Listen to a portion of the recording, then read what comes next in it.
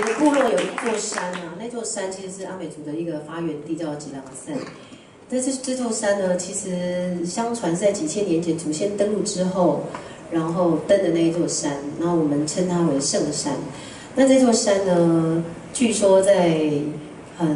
60年代之后，就再也没有阿美族的人爬过了。那我大概是在我大学的时候，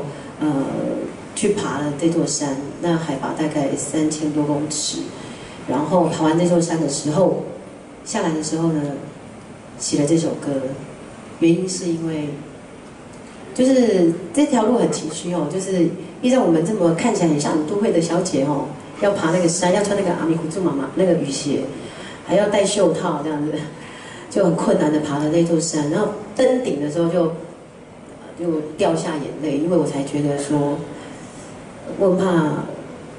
因为我们在一登顶的时候就不晓得，就有一种非常大的感动，然后我才觉得说，原来我们离开家乡、离开文化这么远的这样子，所以那时候就有这种特别的感动。所以我每次唱这首歌的时候，我都觉得它好像是一首呼唤，就是你知道我们在台北虽然上过阳明山、有大肚山。但是我们有一个山叫做吉兰山。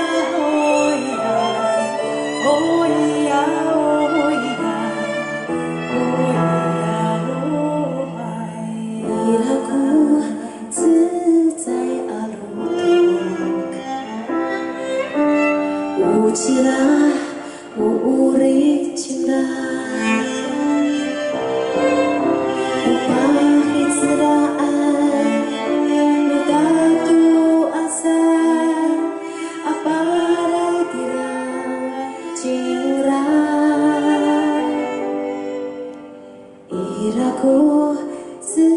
在阿鲁的，乌吉拉乌里吉拉，乌巴伊吉拉安，乌达杜阿塞，阿巴拉伊尼拉吉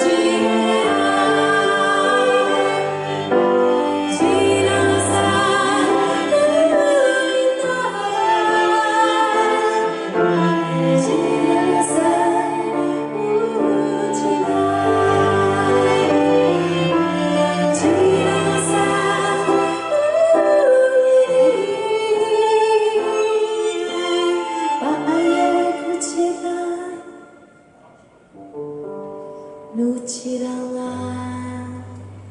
sa